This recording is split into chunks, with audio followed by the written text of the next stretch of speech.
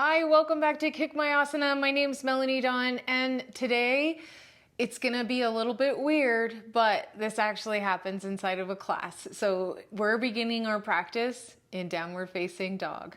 We'll start with the palms rooted down into the mat, balls of the feet connected, heels may be slightly lifted, heart is pressing back towards the thighs, soft belly, lifted sit bones, and centering into the breath. So typically, you'd think, hey, Melanie, this isn't a resting pose, but in yoga land, it is.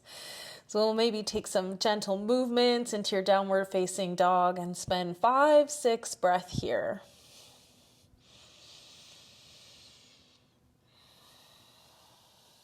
And you can still pulse your breath like the ocean, creating almost like a rounded spine and then a heart pressing back, if that speaks to you. 3 more breaths. Potentially wagging the tail. And then on your last breath in, gazing up between the hands, take tiny steps forward until you come into your first forward fold. From forward fold, not a halfway lift. Left hand comes to center, right arm reaches up for a twist. And emptying out, right hand comes down, left hand goes up. Both hands come down, halfway lift, forward fold. Rising up, mountain pose. Diving forward fold.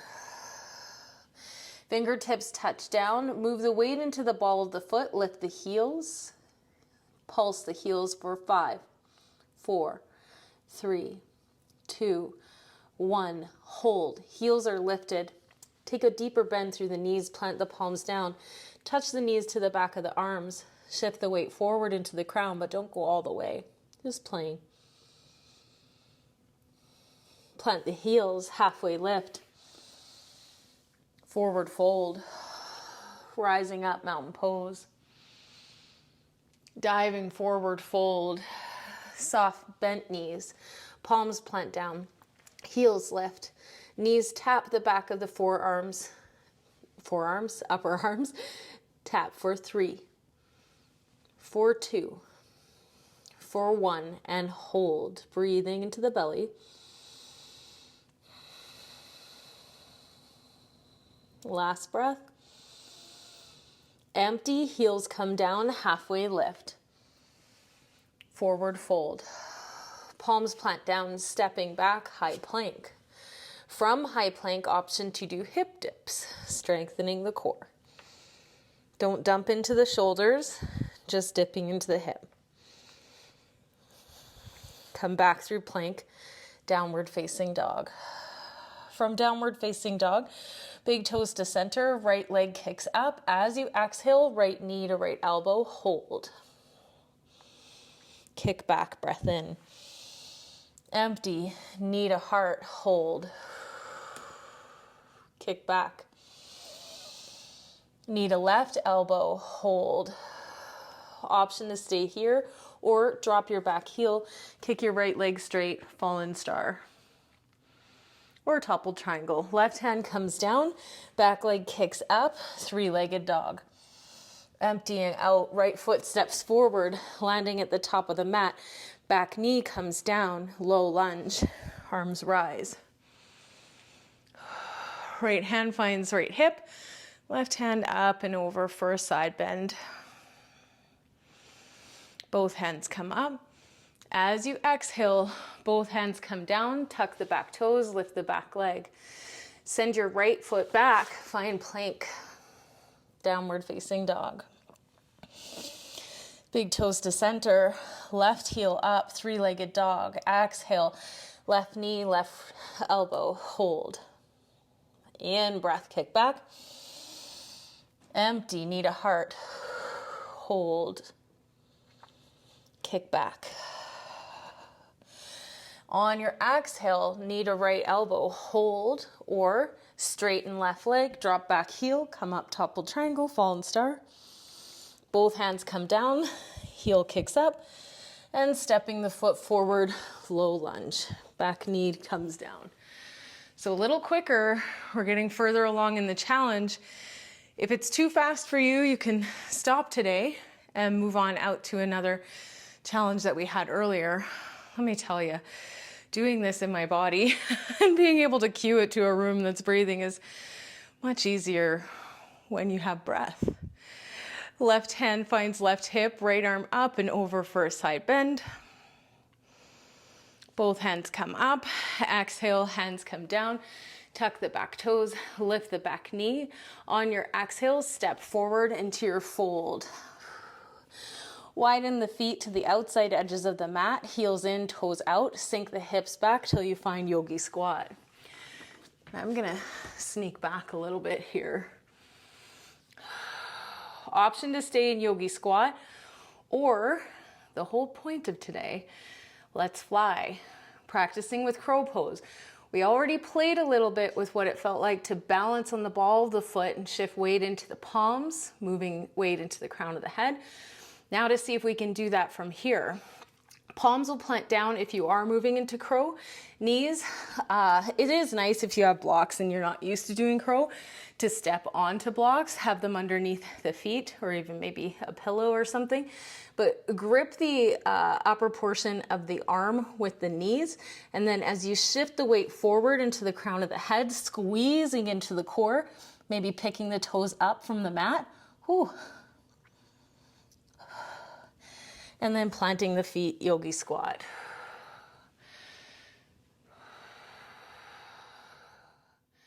So we'll stay in yogi squat if that's where you're playing, or do another set of crow. Palms plant down, knees squeeze, weight shifts forward, toes lift, yogi squat. One more. When your breath is steady, palms plant down, knees squeeze, crow, yogi squat. Hoo-wee. Taking a full breath in here. As you exhale, drop your head forward, lift the hips, forward fold, heel toe the feet underneath the hips, hang heavy, maybe walk the hands over to the left, and over to the right. Back to center. Stepping back, plank. Knees come down. Outside of left hip touches down. We'll come into a seat, just moving. If you happen to end up with bruising on your upper arm, that will and can happen if you don't do crow a whole lot. If you start practicing crow, let's say 3 times a week, 2 times a week, your muscles will respond and you won't have bruising anymore. But if you do end up with random bruising back there, you know why. We'll take right arm across body, wrap left elbow around the right elbow, and hug for 3. For 2. Just trying to get my breath back. And last one.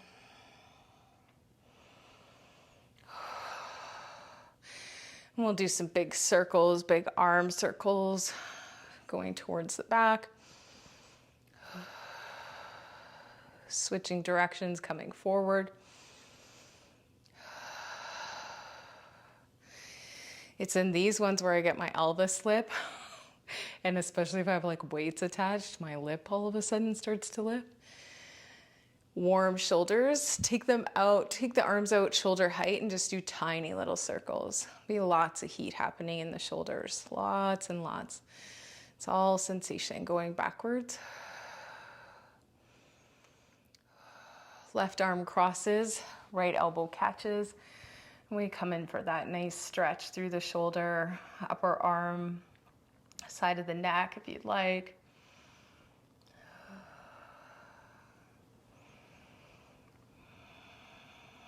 Both arms release. Take a bind at the back base of the spine. Push your knuckles down and behind you as you lift your heart. Draw your shoulders towards your spine. Sternum is nice and wide. Sit bones grounded. Breath steady. Eyes can close.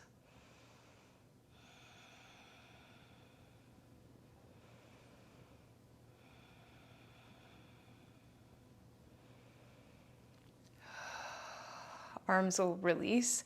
Let's take a different sort of bind. So for me, I don't have reverse prayer where the hands look like this behind your back. What I do is I grab for opposite elbow. So I keep my right arm straight, lace around, the back of my hand is against my back, my left hand, and then I grip for the opposite elbow. And then I draw my heart up, shoulders down, breathing for 3. If you have reverse prayer, you can take that here, or even a double bind of hands to elbows.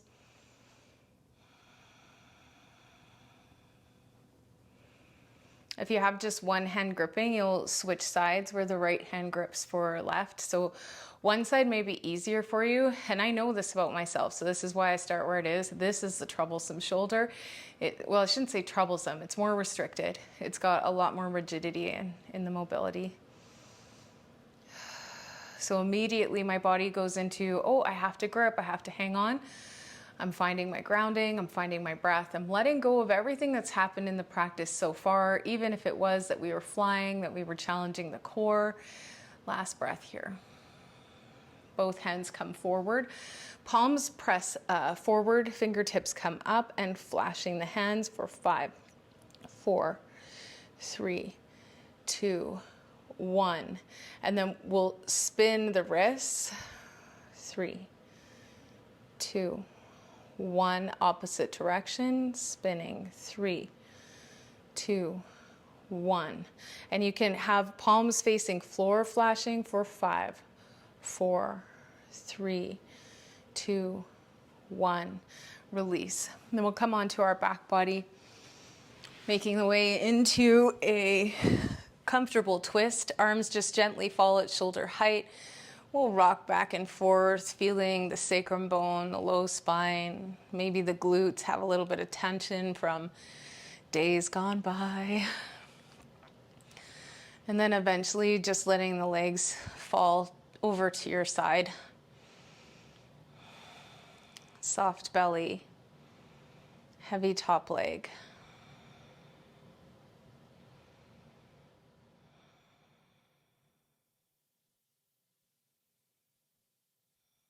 And if you are still here with me, I see you.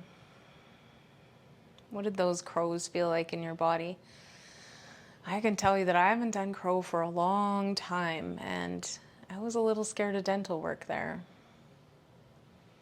I always like to have a pillow or a block, especially if it's on a hard surface in a yoga studio. I'll cue to have a block out front just in case you do need to do a Ninja Turtle rollout.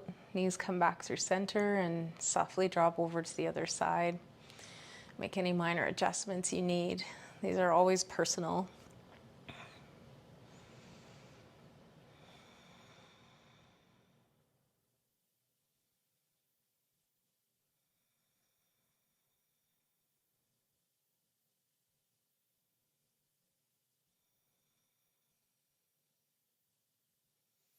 And even if you didn't get into crow today, the idea that the seed has been planted, that it's there, it's a possibility, something to play with. And maybe your feet never leave the ground. You can stack your toes up on blocks, get a little higher, get the hips lifted. Maybe you just play with the balancing aspect of crow. Both legs come back through center. Extend heels one at a time down to the base of your mat, and then bring your arms alongside your body. Turn your palms up and a gesture to receive, and let your eyes softly close as you map your body from head to toe, feeling the crown of your head, the subtle energy that exists beyond, around, and within. Feel how your eyes are detached from external vision and connected to inner vision, awareness of self. Begin to see yourself lying on the floor as though you are hovering outside your body. Noticing if the shoulders are pulled high towards the ears, if the fingers are flexed, gripped in any way, softening. Releasing the quads, calves, ankles, and toes. welcoming a massaging breath through the organ body, the belly. Exhaling completely. Breathing in fully. Unafraid to take life in and unafraid to let go. Completely in harmony with nature. Thank you so much for practicing with me today and testing your limits, playing with your borders, your boundaries. Namaste.